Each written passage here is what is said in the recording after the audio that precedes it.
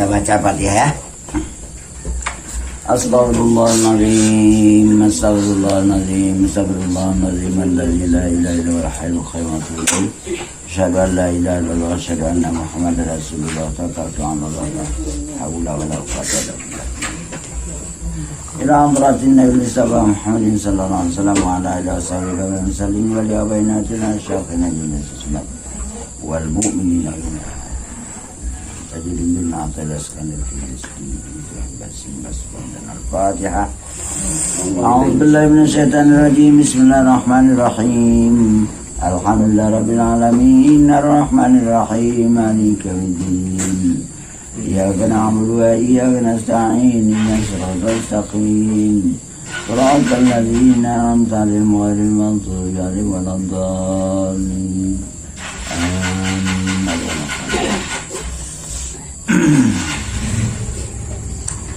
Bismillahirrahmanirrahim. Al-ilmun nafi'u huwa alladhi yanbasitu fis suduri syu'auhu wa yakshifu 'anil qalbi qana'uhu. Bermula ilmu yang memberi manfaat itu, ini ilmu yang betul-betul bermanfaat kepada diri pribadi, paham hati, itu ilmu manfaat. Mana dia? Yaitu yang terhampar di dalam hati cahayanya, cahaya ilmu. Ilmu itu menerangkan di hati, paham, ngerti. Bahkan hakikat dan hikmah. Apa hikmahnya? Paham dia. Apa hakikatnya? Dia paham. Itu ilmu bermanfaat betul. Artinya ilmu Allah juga. Ilmu Allah tuh dikasih paham pada hamba.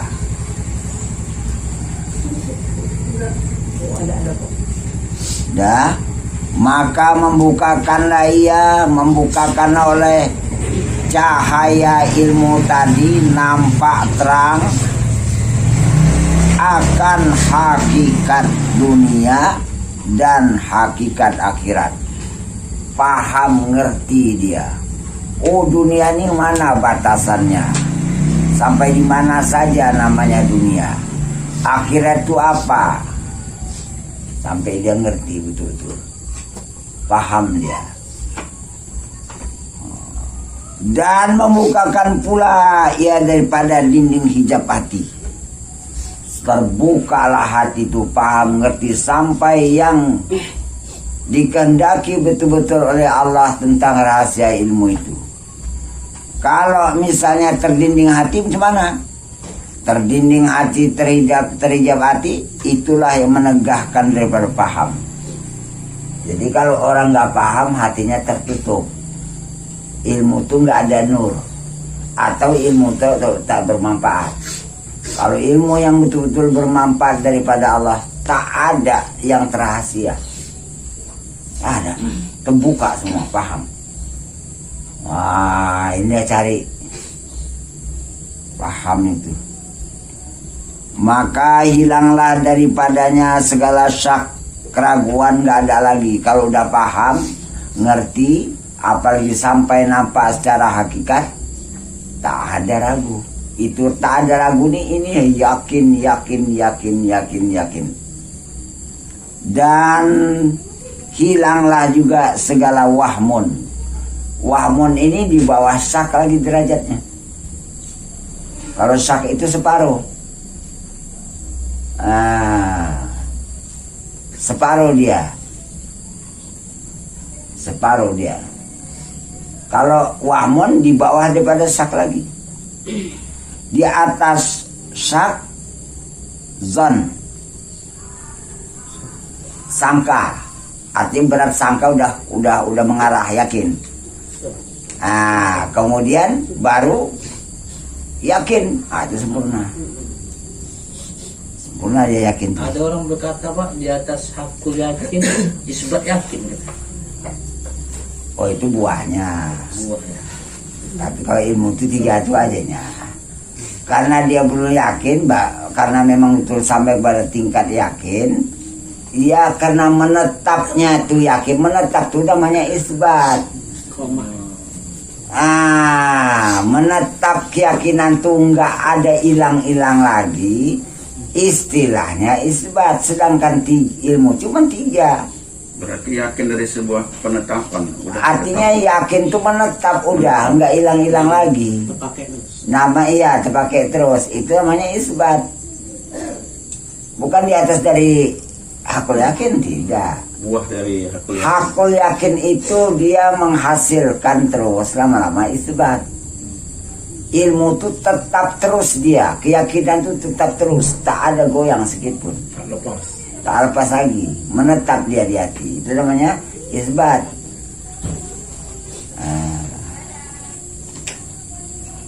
Saya baru dengar ini. Iya, saya pun terkejut. Wah, tidak ada di atas hakul yakin. Hakul yakin dah tertinggi. Cuman dia tetap tinggalnya itu namanya isbat. Itu istilah aja nih. Lagipun kalau udah hakul yakin, mungkinkah bisa hilang? Tidak. Iya, nggak tergoyahkan lagi. Enggak tergoyah lagi. Jadi untuk apa dikata-kata isbat di situ? Itu artinya menjelaskan keyakinan yang betul-betul sudah sampai kepada sebenarnya, dia itu menetap, Menghasilkan buah. hakul yakin kepada Allah itu nampak betul-betul. Hakikat kewujudan Allah itu nampak daripada alam betul-betul. Bahkan orang yang memandang sendiri pun gak ada wujudnya lagi. Adakah lebih dari ini? Itu hakul yakin.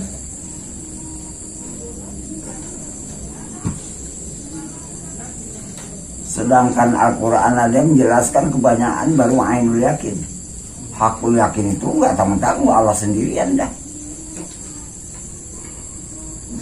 Alakum takasur hatta zurtul maqabir kalla sawa ta'lamun thumma kalla sawa ta'lamun. Apa lagi? Kalla la ta'lamun ilma, itu baru ilma. La tarawunnal jahim, itu masih ilma. Baru ain kan ada.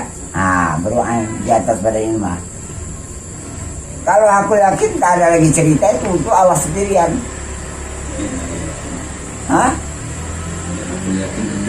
Udah Allah sendirian dia. Nggak ada yang hamba melihat pun udah habis. Itu aku yakin.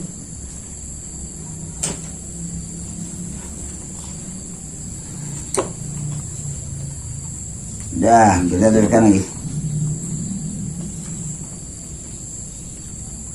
Hingga tiada tersembunyi atasnya suatu, dan nyatalah dalamnya hakikat tiap suatu. Nah, hakikat tiap suatu itulah aku yakin. Nampak semuanya hakikat sesuatu. Apa rupanya hakikat dunia ini? Kalau tembak langsung, wujud Allah. Kalau ada wujud Allah, adakah wujud yang lain daripada Allah? Nggak ada. Jadi orang memandang, itu habis. Wujud Allah menyatakan tentang kewujudannya. Wujud Allah tentang menyatakan asma-Nya sangat banyak. Ini segala ciptaannya ini. Di situ termasuklah sifat kamalatnya, sifat jamalnya. Kamal, jamal, qaharnya ada di situ. Baru kalau masih memandang itu baru ain tingkatannya. Dia memandang keesaan wujud Allah. Memandang itu ain istilahnya. Ain itu arti mata. Arti mata itu melihat. Dia melihat keesaan Allah. Berarti ada yang dilihat, ada yang melihat. Berapa? Dua. Itu maka dikatakan dalam kitab Ibnu Nafis, bagaimana pula yang dikatakan orang yang sampai berkesampaian kepada Allah kalau dia masih dapat menyaksikan? Musyahadah ya. Musyahadah belum. Musyahadah Belum itu. Yang bagusnya syahidallahu annahu la ilaha illahu. Ini paling tinggi. telah menyaksikan Allah bahwasanya tidak ada Tuhan melainkan cuma Dia sendirian. Dia menyaksikan. Hah? Allah yang menyaksikan. Allah menyaksikan Dia sendiri. Baru limpahan ini dilimpahkan kepada malaikat. Malaikat ikut, terikut dia menerima anugerah Tuhan. Oh Allah. Baru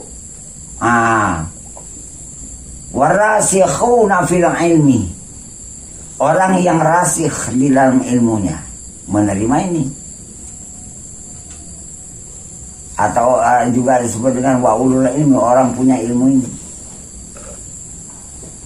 Yang ada apa? Qaimam bil qisti, cuman ada Allah yang tegak sendirian hak ketuhanannya.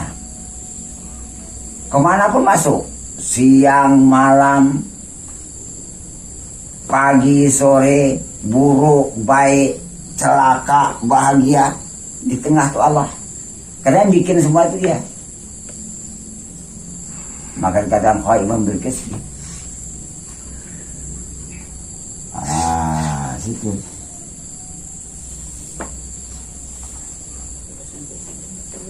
Itu dah tingkat terakhir. Wah, upayakanlah Bu nih, cobaan ini. Kalau udah macam gini bagaimana ya?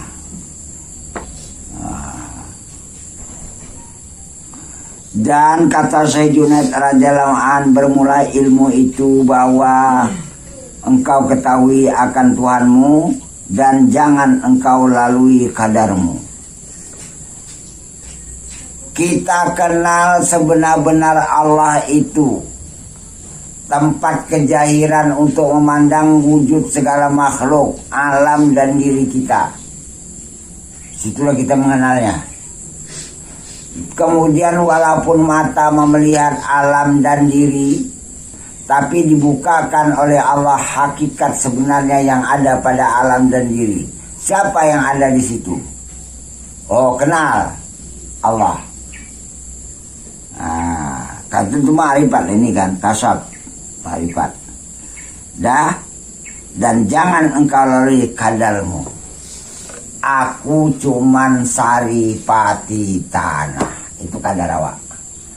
Aku cuman tempatku di bawah. Kalaupun ditaruh badanku ini ruh, dia nggak rusak, nggak mati, nggak busuk. Kadar. Kalau roh dikeluarkan, dia kembali kepada kehinaan yang sebenarnya, mengalami kehancuran. Selagi roh itu ada di dalam badan, badan ini tetap berhajat kepada sesuatu yang di luar dirinya. Tempat berhajat itu yang menyempurnakan keperluan hajat cuma datang dari Tuhannya, karena Tuhan itu kaya. Itu maka disimpulkan terakhir, hakikat hamba ujungnya nggak ada, itu fana. Maka hamba itu 4. Memandang daripada kejadian mimma imahin hina. Memandang yang kedua bahwasanya dhaifah, nggak mampu berbuat apapun, melainkan semua yang berbuat pada badan kita, diri kita ini adalah kuda irada Allah semua. Yang ketiga hajat.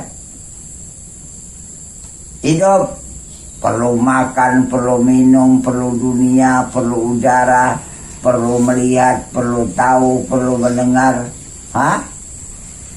perlu selamat, perlu petunjuk, perlu macam segala. Hajat itu perlu. Baru yang terakhir, cukup jatah batas waktu habis, kau kembalikanlah pada asalmu. Hakikatmu kan tuh nggak ada. Untuk masuk kepada ta'ala, ya dimasukkan dalam tanah lah. Secara proses alami, lama-lama dia pun membusuk, habis jadi tanah.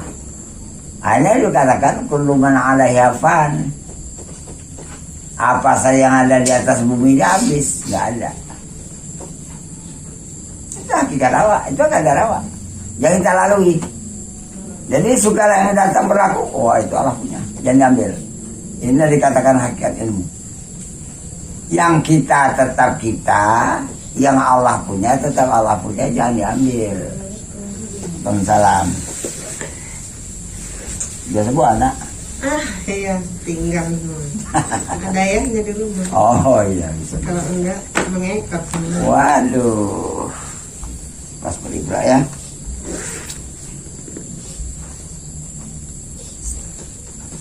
Kau apa? Rosa berapa tahun? Udah 21 tahun ya. Udah 1 tahun. Ini udah bertahun. Dari gadis. Waktu belajar di dalam meninjau ya. Tempat pengajian asal tadi. Iya. Kami lah gemuri yang kue. Wah itu ibu tuh.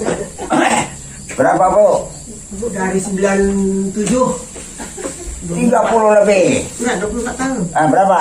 Ya 97. 97. 97. 33 tahun lebih. Oh, kan tanggung-tanggung ibu. 2004. Berapa? 24. 24. 97 tambah 3 2020. Dong, Enggak, sebelum ibu kan ini bapak-bapak tuh bang. Bapak ya kalau almarhum duluan lagi kan kami. Wah. Bapak ya. Wah, bapak tuh udah lama lagi. Duluan lagi awak udah kemana berikut. Wah. 25 tahun lah baru 95. Wah, bapak itu udah berapa tahun baru ibu kemari? Udah pindah kemari baru ngaji. Ibu 25 tahun. sampai Aku jangan dulu pernah. Saya rasa bapak itu 30-an aja. Udah dulu pernah. Ada, lebih 30 pun. baru ya, Pak. Hah? Baru. Baru. Baru 30 tahun. Baru belajar kok ujuk-ujuk mau langsung pinter ya. Orang udah nunggu puluhan tahun. Jadi nggak usah berkecil hati ya. Sa. Iya, ampun. Tentu lah ibu. Kami udah puluhan tahun itu susah ya kan. Lagi membuat. Hibur diri sendiri. Kalau bapak itu 30 lebih itu. Memang Nah. kita fokus bisa, maksudnya Bisa. harian nggak saat ini aja. Jangan di sini aja belajar, di rumah pakai lah. Ya, di sini. Itu gunanya. Ya ini setannya kuat kan. Aplikasi di rumah digunakan. Sedikit. Bilang Kita sambung. Dan kata Syekh Al-Mahdawi radhiyallahu an, bermula ilmu yang memberi manfaat itu ilmu yang mengheningkan hati. Ini dia. Macam mana hati itu sejuk, enak, lepas, tak ada beban. Waduh, semua udah pulang kepada Allah. Mana ada beban sama Allah lagi? Itulah ilmu hakikat, ilmu manfaat. Kalau sampai kepada Allahnya, itulah manfaat. Hening, tak ada kekeruhan. Lepas, habis, pasrah, pulang. Apa samamu? Enggak ada sesuatu. Baru kau dapat ilmu manfaat. Berarti kita nol posisi itu. Itulah kembali pada nol balik. Kosong. Jadi badan kita ini hanya kejahiran hak Tuhan. Jadi jangan kecil hati. Jangan kecil hati. Aku nggak ada apa-apa. Oh dikasihnya karunia. Jadi mohon maaf kalau dalam keseharian yang kejadian seperti itu, kalau kita dihina di apa orang pun nggak ada. Tak sakit hati. usah papa, jangan kecil hati. Nggak merespon dia. Nggak. Apa mau dihina, orang udah kupulangkan sama Allah. Iya. Hinalah ciptaan Allah tuh. Siapa yang bilang? Siapa yang dihina? Itu ini yang dihina itu Allah punya itu. Aku yang udah keluar dari diri. Jadi nggak masa dihina orang. Orang nggak ada apa mau dihina, aku aja nggak ada di badanku. Aku udah mati. Jadi kalau kita masih merasa berarti. Wah, aku nya timbul. Iya ya. Iya. Masih tersinggung belum ya? Iya. Belum, itu ukuran aku. Masih marah belum? Itu aja sampai kan? Itu aja sampai. Yang paling sulit itu cari rezeki. Awak kira karena usaha awak. Sekarang udah paham kan? Kita jalani takdir. Untuk menjalani ini Allah berikan jalan. Untuk mendapatkannya Allah berikan malakah. Tahu kemampuan. Apa yang susah? Tapi kalau timbul rasa pemikiran, kalau aku nggak berbuat ya gitu, cuman tuh. Bagaimana? Kalau aku nggak berbuat ya gitu, padahal ada Ada waktu. perintahnya. Oh, Jadi dalam istilah kita hidup nggak ada istilah kebetulan ya. Jangan gunakan bahasa. nggak ada, Kebetulan nggak ada. aku datang, kebetulan. kalau nggak aku gimana lah ini. Enggak, Nggak enggak, mungkin. memang udah takdir. Sudah takdir. Nah, Langkah Allah itu. cuman orang yang mahal menilai waktu tidak ada tersia-sia. Tersia-sia tak ada. Waktunya tuh habis begitu menikmati satu. Dan zuhud dalam dunia. Apa maksud dalam zuhud? Itu dunia banyak sama dia kanan kiri. Punya harta, punya sesuatu, tapi nggak ada di hatinya sedikit pun. Cuma dimanfaatkan aja, digunakannya aja. Berarti ilmunya bermanfaat. Nggak takut hilang lah ya. Enggak. Ada sama dia. Ada. Dimanfaatkan, tapi kesimpan di hati tidak. Dia paling-paling memandang, mensyukuri aja. Alhamdulillah, ini darimu, kugunakan, kumanfaatkan. Pakai aja Pak. Iya. Iyalah, pakailah. Kalau untuk dunia pakai gitu. Miliknya. Enggak. Tuh. Itulah belajar zuhud. Artinya zuhud, jangan ada sesuatu yang masuk di hatiku lagi kecuali cuman Allahnya. Walaupun badanku dikelilingi dengan harta dunia yang banyak, tapi dunia yang banyak itu nggak ada lagi masuk ke hatiku. Sebagaimana Allah berfirman kepada Nabi Daud, auhallahu ila Dauda, hai Daud. Allah berfirman kepada Daud, ya Daudu, hai Daud, masal dunia kamasali jifatin. Perumpamaan harta dunia atau dunia itu adalah seperti bangkai. Artinya binatang mati. Di situ istama'at fihil kilabu yajurunaha. Berkumpul di binatang mati tadi anjing-anjing yang berebut, robek sana, robek sini, robek sana, robek sini. Ini Allah bilang kepada Nabi Daud. Kemudian Allah bilang, bertanya kepada Nabi, apa tuhibbuna antakuna kilaban ya tajurru ma'ahum? Apakah kamu kepingin menjadi anjing yang sama-sama ikut merobek dunia itu? Maka karena itu gunakan dunia, bukan dilarang, ambil, tapi jangan ada di hati. Nabi Daud siapa? Raja, penguasa waktu itu. Bangunan Masjid Al-Aqsa itu tanah yang dibeli Nabi Daud. Tanahnya itu dibeli Nabi Daud buat Masjid Al-Aqsa. Tapi begitu pengajaran Allah. Nabi Daud inilah. Kalau kita kaji di dalam pertemuan dengan Nabi Muhammad waktu malam Mi'raj, waktu Nabi Muhammad bertemu dengan ruh Nabi Daud, Nabi Daud mengungkapkan anugerah Tuhan kepadanya. Alhamdulillahillazi a'tani mulkan azima. Segala puji bagi Allah yang telah memberikan kepadaku kerajaan yang besar. Wa 'allamani az-zabura, dan Allah telah mengajari kepadaku kitab Zabur. Wa 'alana liyal hadida, Allah menjadikan kepadaku besi itu lembek. Orang mau cari ilmu Daud ya jumpa.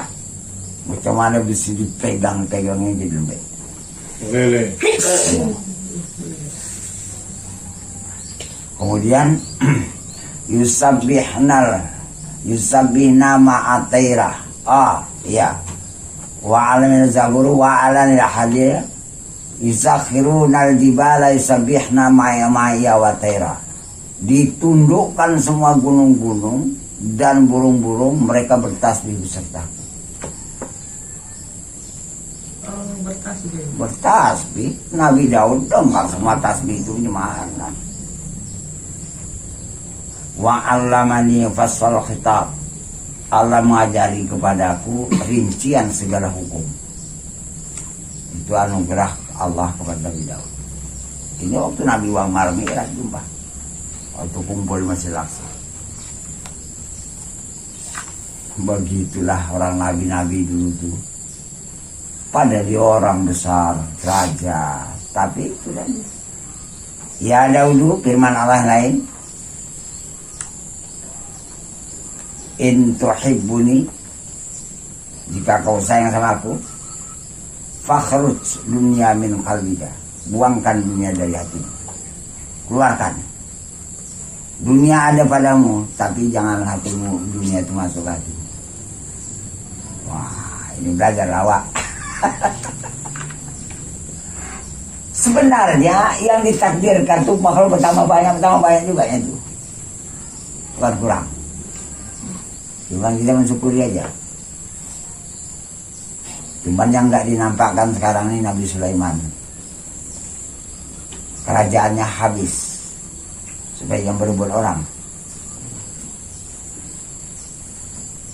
Kalau ada barangkali mau berebut orang di Korea, di mana Nabi kerajaan Nabi Sulaiman, kalau bahasa orang digali orang sekarang. Hah? Barang antik kata orang enggak? Kayak sekarang deh kan. Baliklah kita lagi nih hari ini. Wah, ilmu apa tadi yang bermanfaat ya? Sampai dunia ya. Zuhud pada dunia. Ilmu yang terakhir. Dan barang yang Menghampirkan syirik.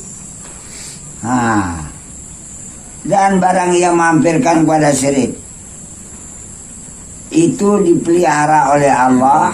Sesuatu yang mendekati kepada syirik itu nggak ada, itu bermanfaat. Kalau masih syirik berarti ilmunya belum bermanfaat. Ini jangan syirik, mendekati syirik aja pun nggak ada lagi dia. Ini bermanfaat.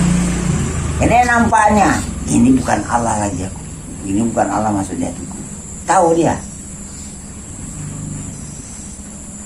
Dia marah-marah ke sana itu tahu dia.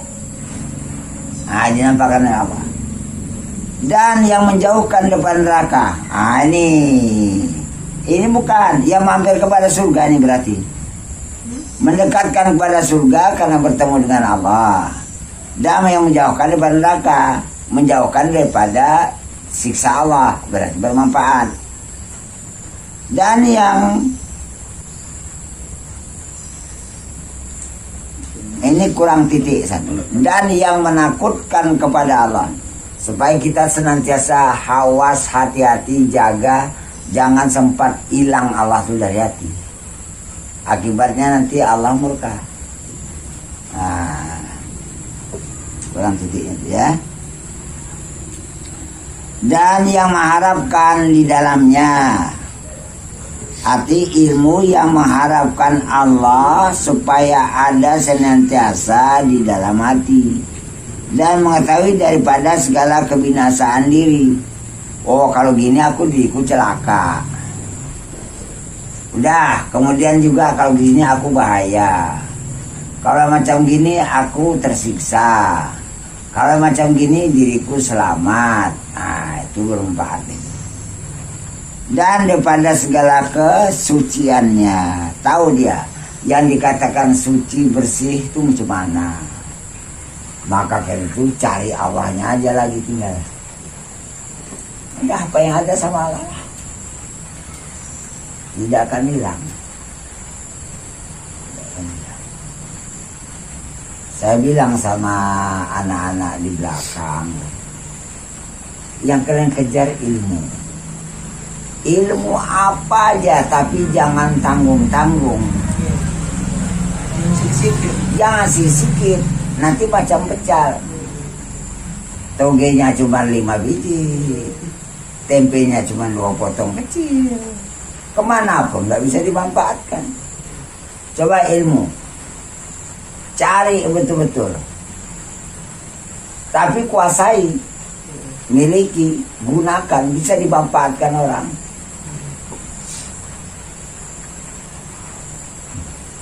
Pasif. Iya, dalami aja cabang ilmu tuh. Kalau makin banyak makin bagus. 3 cabang aja kita tekuni, udah hebat. 3 cabang tapi betul-betul ahli. Payah kali, olahraganya nggak pakai otak ini bisa. Saya kaya, Oh iya, tapi betul-betul. ya betul-betul. Nah.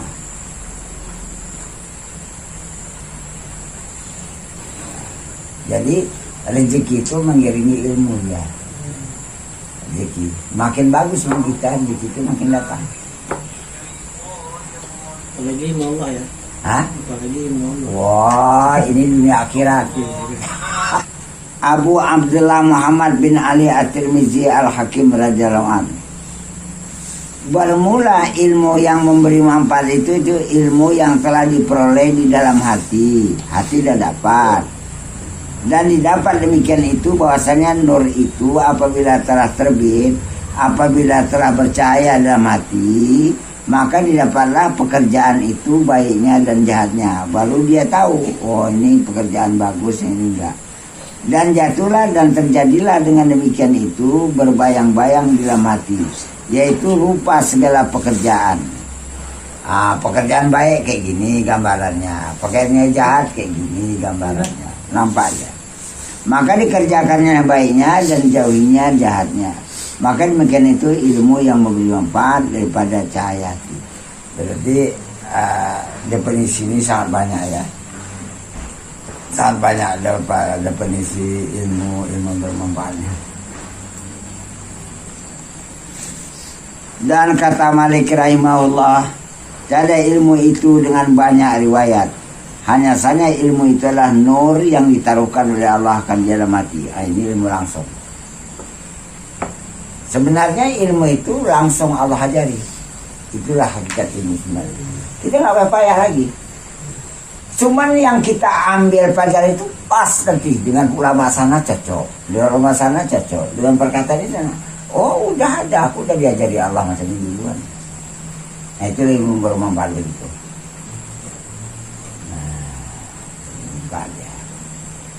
Karena Allah langsung ngajari.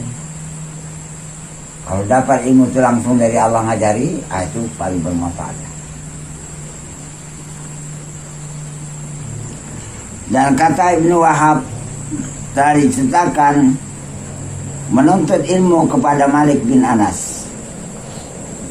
Ini ada Anas bin Malik, Malik bin Anas. Dua orang ya? Itu berbeda orangnya. Malik bin Anas imam.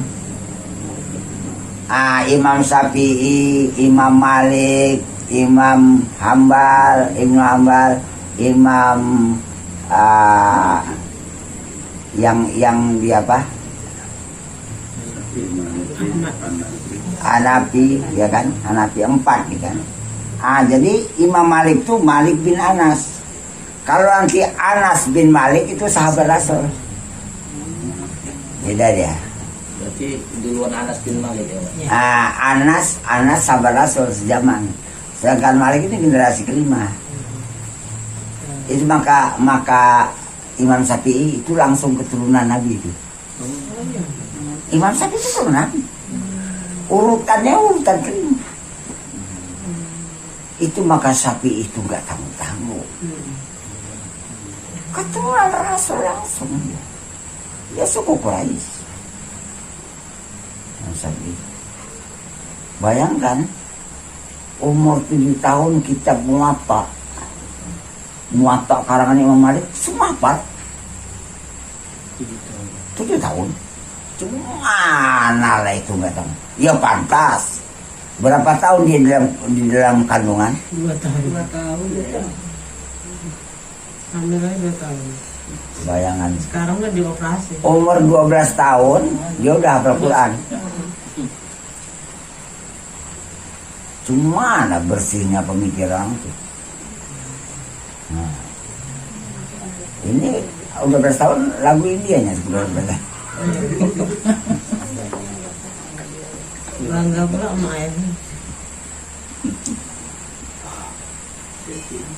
Ya udahlah. Dunia deh. Maka katanya, kata Malik bin Anas, ini imam ya, bahwasanya menuntut ilmu itu sebaik-baiknya jikalau sah, kalau benar niatnya, dan tetap tilik olehmu apa yang tetap akan dikau daripada ketika subuh hingga kepada ketika petang-petang, daripada ketika petang-petang hingga kepada ketika subuh, maka tiada memberi bekas atasnya sesuatu. Kalau udah ilmu langsung kepada Allah itu, ilmu yang apa itu tidak akan memudaratkan ilmu itu oleh sesuatu. Dia tetap ilmu itu tersimpan. Tetap ilmu itu tersimpan. Tetap ilmu itu tersimpan. Itu dia. Tambih, peringatan. Kata setengah orang yang kamil, ini orang yang semula ada marifatnya, bahwasanya ilmu fikih itu dalam umumnya. Fikih itu artinya meluas pahamnya di dalam pemahaman umumnya. Karena bahwasanya maksudnya adalah mendirikan, melaksanakan, menampakkan tanda agama. Sholat tanda agama. Oh, ini orang Islam, sholat, puasa, zakat, haji itu tanda. Jadi fikih itu hanya sebagai tanda dia. Itu maka umum. Tanda dia. Oh, sholat raya tanda. Sholat Jumat tanda. Oh, dia masjid ada azan tanda. Oh, ini kurban tanda. Tanda. Tanda kejayaan Islam. Dan menzahirkan kalamnya, bacaan-bacaan agama. Bacaan-bacaan agama di dalam fikih. Bismillahirrahmanirrahim kalau sholatnya, Allah Akbar kabira kalau doa iftitahnya. Itu ya. Sedangkan ilmu tasawuf yang khas, yang khusus itu khusus di dalam kekhususannya. Karena bahasanya dia antara muamalah antara hamba dan Tuhan, langsung antara hubungan hamba dengan Tuhan. Itu nggak nampak tandanya. Sebab ini batin. Itu sasaran tasawuf itu. Makin bersih tasawufnya, hatinya makin bersih dia. Muamalah kepada Tuhan nggak ada halangan lagi. Itu dia. Maka hanyalah, maka hanyalah. Bu, maka hanyalah. Kan? Ya itu aja. Ya itu aja lah, teman. Hanyalah itu aja. Di sini kan maka aja lah. Ya apa? Ya udah itu aja. Bahasa umumnya demikianlah gitu.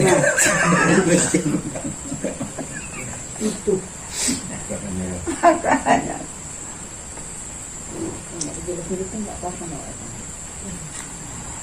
Dan daripada di sana sah. Kalaupun memang ada orang mengingkari fikih, ya bisa aja.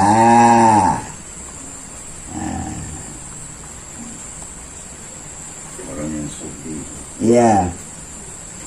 Dan daripada sana salah ingkar orang yang fakih, orang mengerti fikih. Ini kurang lengkap. Artinya kepada orang sufi, maka orang hanya semata-mata fikih bisa saja mengingkari ahli sufi. Mana ada tasawuf tuh? Kan sekarang udah nampak juga. Kan dia mandang peraturan jahir tok. 20 susah. Itu susah. Tapi malah orang yang sufi tiada akasnya, tak pernah menyalahi orang fikih. Karena di dalam kitab Syarh Salikin Imam Ghazali, orang yang tasawuf pasti orang fikih. Tidak semua orang fikih bisa tasawuf. Kalau udah tasawuf pasti dia fikih, dia orang paham fikih. Bagaimana pula dia mendekatkan pada Tuhan kalau nggak tahu beramal? Itu pasti. Itu maka angkas di sini bahasa Arab. Tiada sebaliknya. Dan lazimlah dan wajiblah rujuk tasawuf bagi fikih dalam segala hukum. Kalau untuk mengenai hukum-hukum zahir, pedomannya fikih. Dan kalau untuk mengetahui segala hakikat, pedomannya tasawuf. Dan telah sahlah memadai dengan dia, tiada lainnya. Dan tiada memadai tasawuf, tiada daripada fikih. Tidak cukup tasawuf, tak ada fikih. Kenapa apa? Sebab fikih ini kejahiran. Sehingga Imam Malik mengatakan man tafaqaha bila tasawufin faqad tafassakha. Barang siapa yang hanya belajar ilmu fikih tak mau belajar tasawuf, maka dia jadi fasik. Jadi fasik. Tapi sebaliknya juga, waman tasawwafa bila tafaquhin, orang belajar tasawuf tak mau sembahyang lagi, jadi zindik. Fakat tazandaka. Zindik. Iya, Kafir. tidak. Ngapain lagi belajar fikih? Aku kan udah Tuhan. Sama Tuhan aja lah. Jadi harus gabung. Waman jama'a bainahuma. Ini dia. Barang siapa yang betul-betul mengumpulkan keduanya, itu dia baru dikatakan orang yang menjadi hamba yang mukmin. Jadi kedua tak bisa dipisahkan ya. Nggak bisa. Fikih peraturan zahir, sementara tasawuf adalah peraturan batin.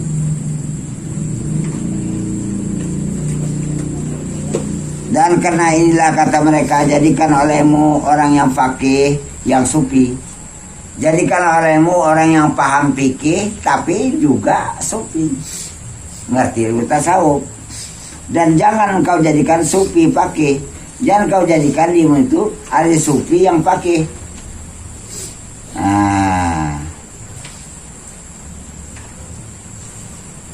Jadi jangan ahli sufi tapi fakih. Yang bagus fakih sufi, ini bagusnya. Ilmu fikih tapi dalam mengetahui ilmu fikih dia sufi, rendah hati. Kadang kalau sufi mula-mula fikih sombong. Kenapa? Merasa tahu hukum. Itu pula. Jadi kalau udah tahu hukum tapi sufi itu sombong nggak ada lagi. Kenapa? Karena dia tahu salah sama Tuhan. Gitu ya. Wallahu a'lam bishawab. Akan datang tinggi juga ini.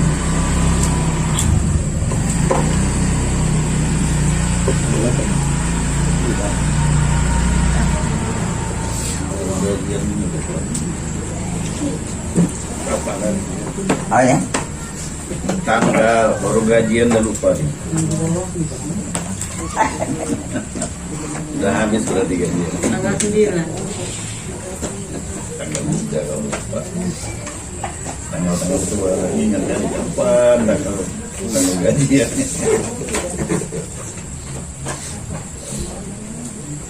Dah.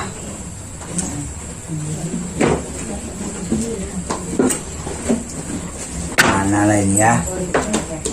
Coba kita belajar begitu.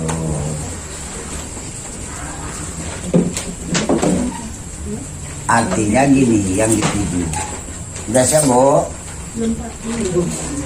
Sempurnakan dulu. Bukan api. Saya ini cuma ada 2 kali permintaan aja, Bu ya, harus dilaksanakan langsung.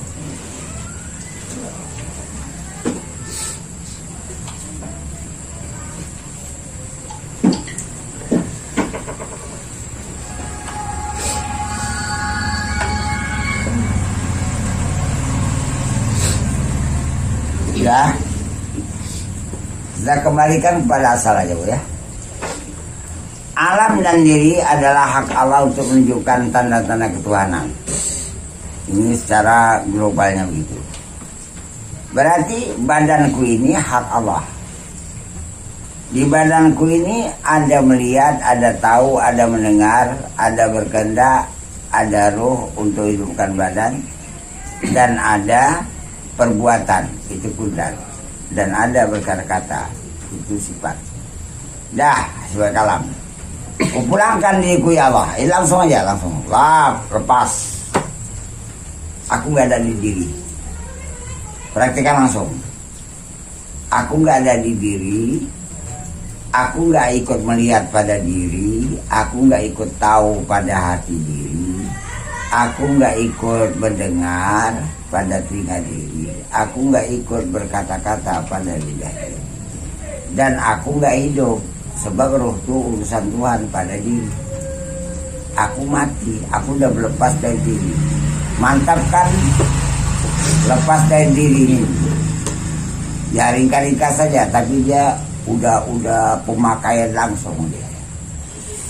Berarti kita nampak, oh aku udah terpisah dengan diri. Mata hati udah nengok dia duluan. Nggak ada aku di diriku lagi. Nggak ada aku melihat, nggak ada aku tahu, nggak ada tahu mendengar, nggak ada ikut-ikut apa-apa lagi. Itu hak Allah dia. Dah, baru meluas. Satu lagi permintaan. Cuma 2 permintaan aja nih. Di luar diri ada ruangan. Dan meluas terus ada wujud alam secara menyeluruh. Wujud alam itu adalah hak Allah untuk menunjukkan wujudnya yang satu. Jadi kita udah nggak ikut-ikut berwujud lagi nih. Di alam itu banyak makhluk, langit, bumi, ciptaannya, ada manusia, ada hewan, ada segala macam kejadian, bermacam benda, macam warna-warni dan bermacam segala sesuatu. Itu adalah hak Allah untuk menjadikan asma-Nya yang sangat banyak. Nah, ini yang tidak tertulis. Tidak tertulis ya. Wah. Kalau udah orang betul-betul berada di dalam asma-Nya ini aja, Bismillahi la yadurru ma'asmi ma'ismi syumbil adi wa rabbi sama wa huwa samiul alim. Dengan nama Allah. Nah ini, jadi badan kita, alam, benda, makhluk, udah asma Allah semua. Kita udah keluar dari diri. Badan kita itu masuk dalam kelompok asma Allah. Coba keluarkan dulu. Udah masuk kelompok dalam asma. Ini memakai bismillah. Boleh tahu bismillah itu gimana? Oh dah, bismillah. Badanku dengan Allah udah. Kau udah dengan Allah, la yadurru. Tidak akan memudaratkan. Di ismi dengan namanya itu yang kau udah duduk di namanya itu tak ada mudaratkan syai'un oleh sesuatu sama di langit wal ardi dan di bumi. Di sini aja udah terpelihara bahwa samiul alim dan Allah itu sangat mendengar dan sangat mengetahui. Tapi kan bukannya gitu. Dah. Kemudian di diri itu ada melihat, tahu, mendengar, dan tempat kejadiannya pada badan diri. Wah, ini semuanya udah kau kembalikan. Karena itu adalah hak Allah untuk menunjukkan tanda-tanda ketuhanannya. Jadi kau mana? Gak ada lagu situ lagi dah. Jangankan masuk ke situ, mendekatinya pun aku nggak berani lagi. Buat menjauhi dulu supaya jangan mendekati kepada syirik. Jauhi dulu sehingga terpisah dengan dunia. Iya, udah gitu. Menurut Ibnu Arabi, jangan kau nampak lagi dunia itu. Jangan kau tahu lagi dengan duniamu. Jangan kau tahu lagi dirimu. Jangan kau tahu lagi akhirat. Usah. Nggak tahu pikiran. Udah, apalagi tertinggi. Jangan kau lagi tahu panah. Udah panahnya pun dia nggak tahu, nggak ambil bagian. Panah itu proses untuk mendapatkan semata-mata nggak ada. Jadi kemana? Inilah aku di sini. Hakikat pula semata-mata nggak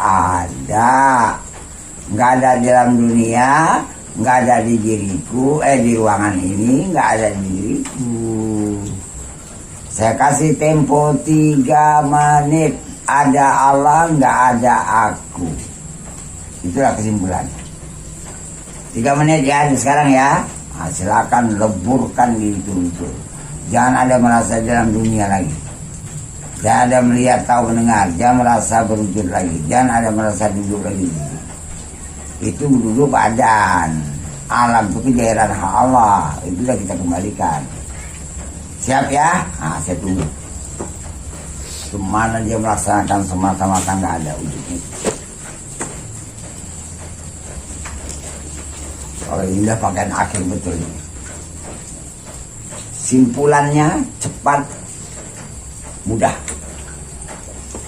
Lepas mana alam tak nggak tahu, nggak nengok. Itu marifat bukan di buku. Sana nggak tahu juga udah lewati semua. Jadi ke mana? Aku semata-mata nggak ada aja lah, itu bagianku. Soal Allah mau kasih marifat itu urusan dia. Memperkenalkan hak Tuhannya pada hati itu urusan dia. Aku menjaga jangan aku ada berwujud di alam dunia lagi.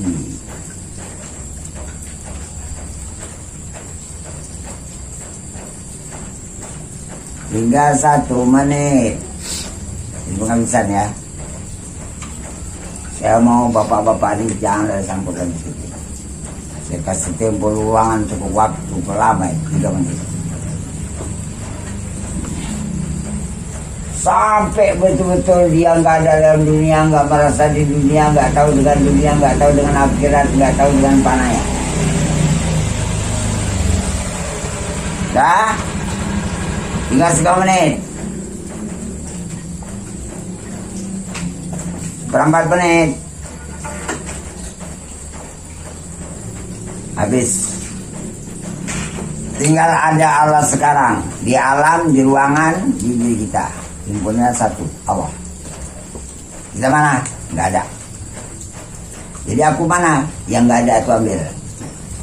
Yang Allah ini tinggalkan, lepas, dia ambil. Kita praktekkan mulai dari Pak Alan. Kita tengok dulu. Betul pengapalan sudah sampai situ. Silakan Pak Alan. Ikut, yang lain ikut semua ya. Sebelum sholat saya tengok dulu. Udah betul apa nggak lukanya.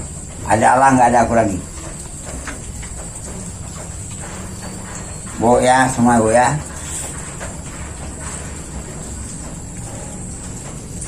Nggak tahu aku sholat. Kenapa? Aku aja nggak ada. Itu baru sholat. Urusan Tuhan. Aku juga nggak ada. Ini udah tertinggi betul ini. Inilah aku yakin tadi. Udah aku yakin. Dapatkan macam yang udah saya latih tadi ya. Saya tunjuk tadi.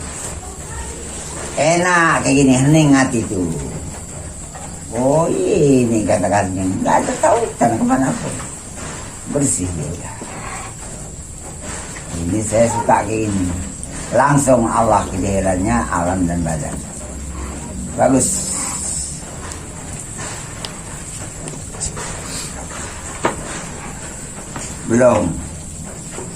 Belum ada hatiku tahu ruangan itu. Jangan tahu lagi. Lemburkan habis dulu tahu. Jangan merasa ada dalam dunia lagi. Jangan merasa panah lagi. Lewatkan panah. Buat semangat panah nggak ada. Tapi nanti Rosa duluan. Siap bawa bapak Rosa duluan ya. Betulkah ada Allah, kejadiannya alam dan diriku? Betulkah? Periksa. Ikut-ikut kawan di sini. Nggak ada lagi aku. Udah sekarang. Pakai nggak ada dia. Aku nggak tahu. Alam nggak tahu diriku sholat. Ini sama Allah. Mana tahu? Dan aku udah nggak ada. Aku yang nggak ada itu bagianku. Yang ada ini bagian Allah.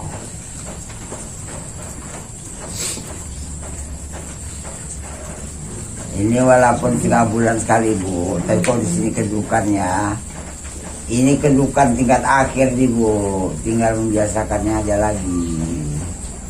Tapi jangan tanggung-tanggung mendudukinya nih, sungguh-sungguh. Nah, maka itu latih betul bu ya.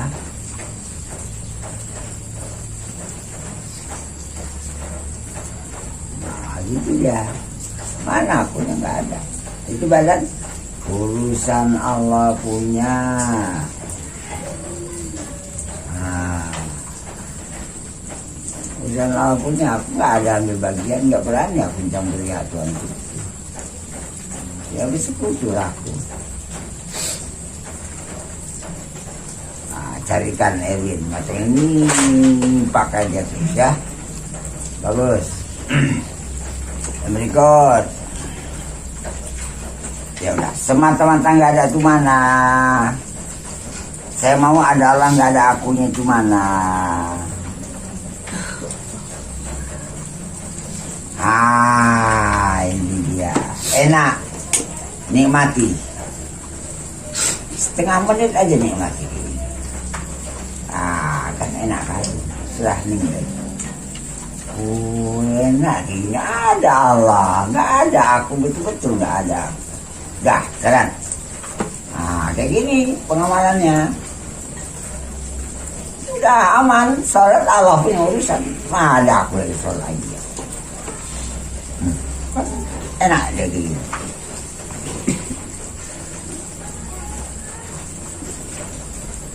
Itu marifat tuh paling cepat lebih dari cahaya lagi dunia. Cahaya senter, cahaya apa? Lebih cepat lagi. Alam semesta di gulungnya udah ada. Jangan sanggup itu. Cepat bumi. Wah. Alhamdulillah terus. Ini yang dicari.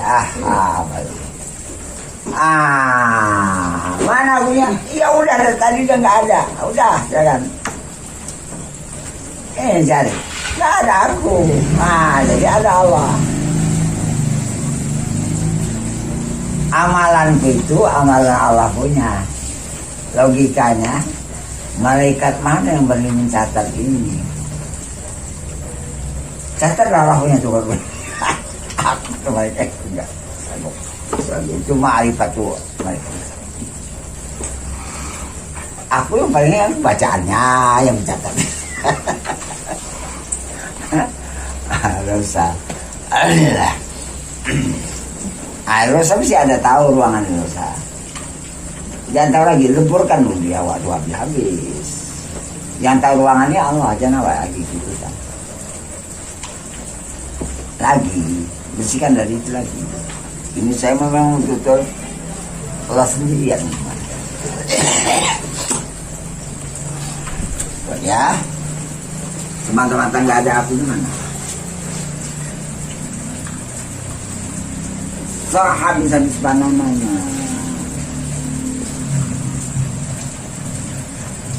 Baru tinggal Allah sendirian. Nah, ini dia aja, masih nggak ada. Jadi alam ini kejahilannya aja tinggal. Nah, gitu ya. Alam ini kejahilannya. Itu yang dikatakan tanda. Sesuai dengan bahasa ain lamun alamun itu artinya tanda. Bahasa Arab alam itu tanda. Nah, jadi kita fungsikan kepada arti asal. Oh, alam itu tanda. Itu maka alamat. Tanda